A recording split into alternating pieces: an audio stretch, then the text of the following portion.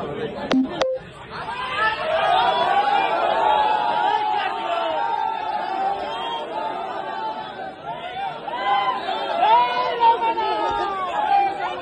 అండి. నమస్తే. చెప్పండి. ఇప్పుడు కేటీఆర్ గారిని విచారణకు తీసుకెళ్లారు. అసలు ఏంది దీని వెనక ఇంత ఈ కార్ రేసింగ్ ని ఈ విధంగా ఇక్కడ వరకు తీసుకురావడానికి గల కారణం?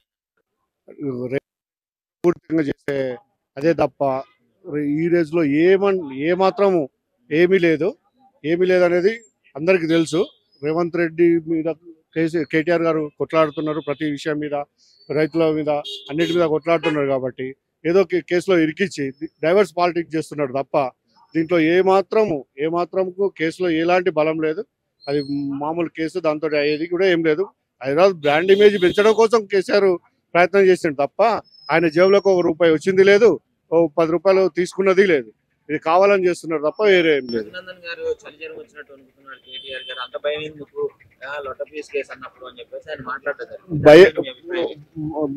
వనికే బ్లడ్ వాళ్ళ బ్లడ్ లోనే లేదు. కేసీఆర్ గారి బ్లడ్ లో, కేటీఆర్ గారి బ్లడ్ లో వనికే అదే లేదు. అట్లాంటి ఒక్కడు ఇప్పుడు ఎట్లా పోతున్నాడు? ఆల్రెడీ మొన్న కూడా పోయి వచ్చిండు. వాళ్ళే గంట సేపు 45 నిమిషాలు వెయిటింగ్ చేసిండు, వచ్చిండు. లాయర్ని తీసుకొని ఇవాళ మళ్ళీ పోతున్నాడు. భయపడేటట్టు అయితే దానికి పోవాల్సిన అవసరం అయితే లేదు కదా. భయపడే బ్లడ్ వాళ్ళ బ్లడ్ లోనే లేదు.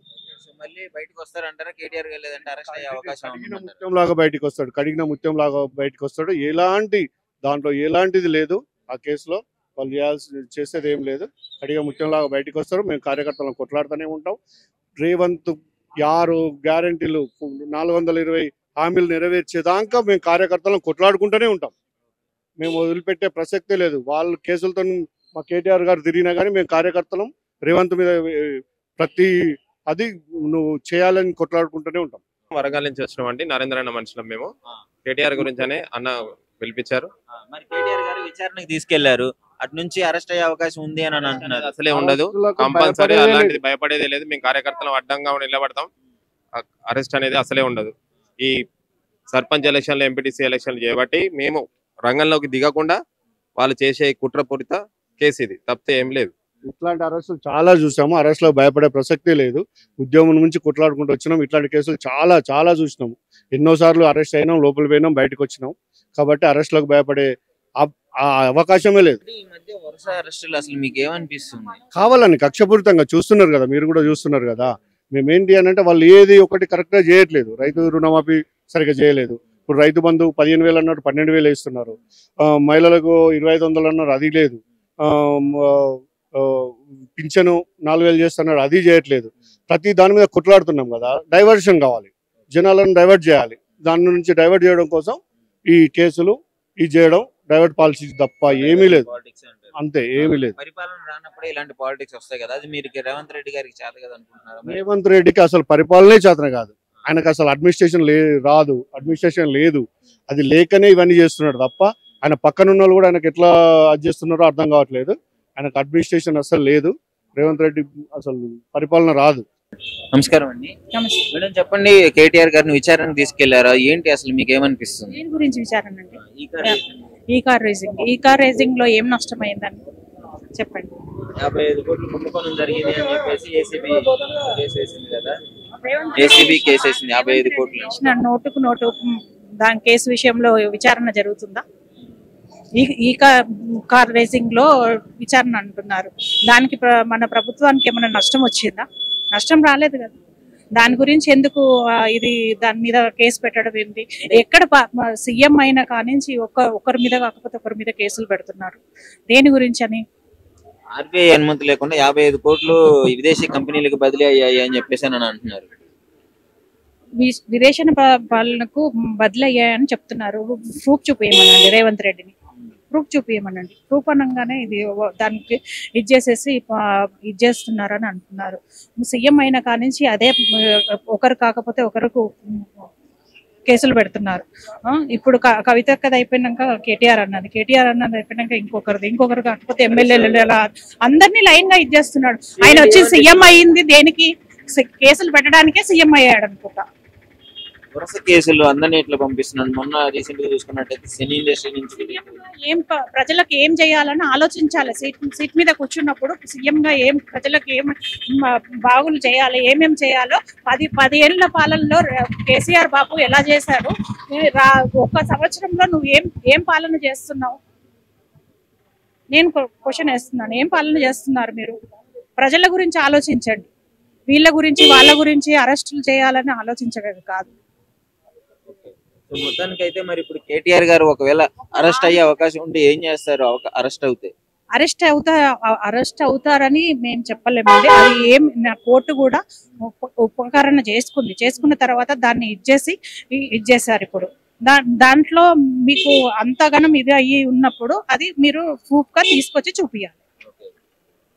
నోటు కేసులో రేవంత్ రెడ్డి గారిని ప్రూఫ్ గా తీసుకొస్తాం, మీరు తీసుకురండి. కేటీఆర్ గారు కాన్ఫిడెంట్ గా ఉన్నారు, కేటీఆర్ గారు అసలు ఆయన తప్పు లేదు అని కారు. ఎవరికైనా రైతు బీమా వచ్చిందో అడగండి. మహిళలకు 2500 ఇస్తా అన్నారు. ఎవరికి ఇచ్చారు? అత్త కోడళ్ళకి ఇస్తానని చెప్పారు. ఇచ్చాడా? ఇవ్వలేదు కదా. మరి ఇంకా కళ్యాణ లక్ష్మి ఇస్తా అన్నాడు, కళ్యాణ లక్ష్మి ఇవ్వట్లేదు. కేసీఆర్ చేసిన ప్రభుత్వంలో చేసినవన్నీ ఓపెనింగ్ చేసుకుంటా ఉన్నాడు. ఇప్పుడు డబుల్ బెడ్రూమ్ ఇస్తానంటున్నాడు. డబుల్ బెడ్రూమ్ ఎక్కడ కట్టాడు ఆయన? ఇంద్రమ్మ ఇల్లులు ఎక్కడ కట్టాడు? ఎక్కడ బునాది మొత్తానికి ఆయన పరిపాలన కప్పిపుచ్చుకొని ఇలాంటి వివాదాలు తీసుకొని వస్తే మర్చిపోతారు అనే విధంగా చేస్తున్నాడు అంటున్నారు. అవునండి, అట్లానే ఉంది. కాంగ్రెస్ పాలనలో, ఇంతకు ముందు ఉన్న కాంగ్రెస్ పాలనలో ఇట్లా లేదు. రేవంత్ రెడ్డి పాలనలో ఉంది. గుంపు మేస్త్రి పాలన ఇది. ఆయనే అన్నారు కదా. అవును, ఆయనే అన్నారు గుంపు మేస్త్రి పాలన ఇదని. మీరు చెప్పండి మేడం, ఇప్పుడు కేటీఆర్ గారి విచారణ తీసుకెళ్లాడు. అసలు ఈ సందర్భంలో మీకు ఏమనిపిస్తుంది? వాళ్ళు మళ్ళీ అరెస్ట్ చేసే అవకాశం ఏమైనా ఉందనుకుంటున్నారా? అరెస్ట్ లేదు, ఏం లేదు. ఒకటి టైం పాస్, ఇదంతా టైం పాస్ చేస్తున్నాడు. ఎందుకంటే మొన్న రైతు బంధుది 15,000 నుంచి 12,000 అనుకున్నాడు. అది మరలించడానికి మళ్ళీ ఒక నెల రోజులు ఇది ఒక డ్రామా చేస్తాడు. 26కి ఇస్తా అంటున్నాడు, సంక్రాంతికి ఇస్తా అన్నాడు, ఇప్పుడు 26 జనవరికి ఇస్తా అంటున్నాడు. కాబట్టి ఇది మళ్ళీ 26 వరకు కూడా ఇయ్యడు, 2026 వరకు కూడా ఇయ్యడు రైతు బంధు. ఇది మరలించడానికి మొన్న లగచర్ల రైతులను ఎందుకు పెట్టిండు? నెల రోజులు ఎందుకు పెట్టిండు? మిమ్మల్ని నేను అడిగేది ఏంటంటే, రేవంత్ రెడ్డి గారు లగచర్య దాంట్లో ఎందుకు పెట్టినావు రైతులను? అంటే వాళ్ళ భూములు వాళ్ళు ఇయ్యాడినందుకు పెడతారా? అంటే ప్రతి ఒక్కరు ప్రశ్నించే గొంతును జైల్లో వేస్తా అంటుండే. ఈ రోజు 4 కోట్ల ప్రజలు ప్రశ్నిస్తారు రేవంత్ రెడ్డి. నువ్వు ఎట్లయితే తొండలు ఇడుస్తా, పాములు ఇడుస్తా అన్నావో అదే పాములు తొండలు పట్టుకొని నీ దగ్గరకు వస్తారు. వాళ్ళందరినీ వేస్తావా? వాళ్ళందరినీ వేస్తా అంటే ఆయనకు ఒకటి రివెంజ్ రేవంత్ రెడ్డి అయిపోయింది. ఈ రోజు రేవంత్ రెడ్డి సీఎం కాదు, రివెంజ్ రేవంత్ రెడ్డి అయిపోయిండు.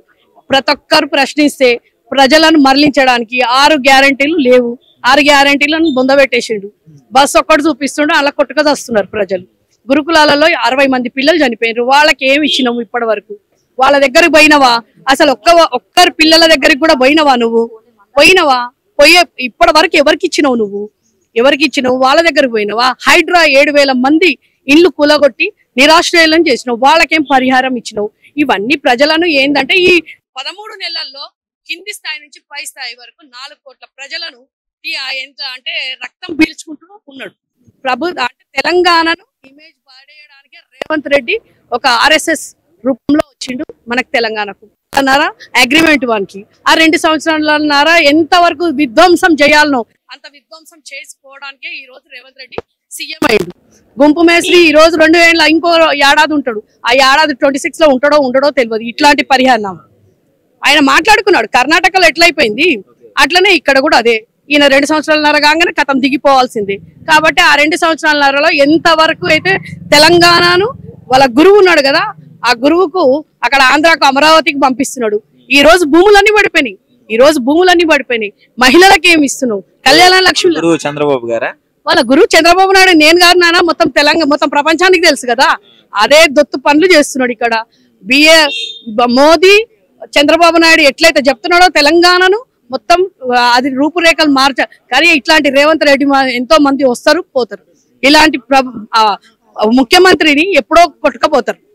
అర్థమైందమ్మా? రేవంత్ రెడ్డి పాలన అయితే ఇప్పుడు గడిచిన కాలంలో ఇంతవరకు ఆయన ఏది చేసింది లేదని అంటున్నారు. ఏది చేసింది లేదు. మన్ను మశానం అంత కూలగొట్టుడు కట్టినవి కూలగొడుతున్నాడు. విధ్వంసం చేయడానికే రేవంత్ రెడ్డి ఈ రోజు వచ్చిండు. ఒక రివెంజ్ అంటే ఒక పగ అనేది తీసుకోవడానికి నేను పోయినా కాబట్టి ప్రతి ఒక్కరిని జైల్లోకి పంపించాలని, అంటే తెలంగాణ ఉద్యమకారులను తెలంగాణ తీసుకొచ్చినందుకు, హైదరాబాద్ ప్రగతి పదంలో తీసుకుపోయినందుక ఈ రోజు ఇట్లాంటివి చేస్తున్నావు. ఇవన్నీ ఎవరు పట్టించుకుంటలేరు రేవంత్ రెడ్డి. ఫస్ట్ నీ 6 గ్యారెంటీలు తెలంగాణ ప్రజలకు, రైతులకు ఇస్తానా ఆ రైతు బంధు, రైతు భరోసా ఇవన్నీ ఇయ్యి, అవి తర్వాత మాట్లాడుకున్నాం. ఇట్లాంటివి ఇవన్నీ మామూలే. తెలంగాణ ఉద్యమాలలో ఎన్నోసార్లు పోయినరు, వస్తున్నారు. ఇది ఒట్టొట్టిది కాబట్టి ఈ రోజు 13 నెలలకు ఆయనకి ఎక్కడ ప్రతి నెల ఒకటి చేస్తున్నాడు. ప్రతి నెల ఈ 13 నెలల్లో ఈ రోజు కేటీఆర్ అన్నకు చేస్తున్నాడు. ఇంతకుముందు పోయిన నెలలో అల్లు అర్జున్ది, ఇంతకుముందు నెలలో లగచర్యది, ఇంతకుముందు నెలలు ఎన్ని హైడ్రా, ఒక 3 నెలలు హైడ్రా తీసుకొని పోయిండు. హైడ్రా ఖతమైపోయింది. హైడ్రాలో స్టే ఇప్పించిండు మా బాపు కేసీఆర్. 10 కోట్లు పెట్టి లాయర్లను పెట్టి స్టే ఇప్పించిండు. దానికి ఖతం అయిపోయింది. ఇప్పుడు మళ్ళీ ఇదే పని మంది ఏం లేదు. 26 వరకు టైం పాస్ చేస్తాడు రేవంత్ రెడ్డి. వాన్ పోస్ట్ అయిపోతుంది. ఆ చైర్ ఖతం అయ్యే వరకు వాడు గుంపులని తెలంగాణ ప్రజలు ఆయన నమ్మి ఏదో చేస్తాడు, మార్పు తీసుకొస్తారని నమ్మిరు కాబట్టి చెప్పు దెబ్బలు కొడతామంటున్నారు.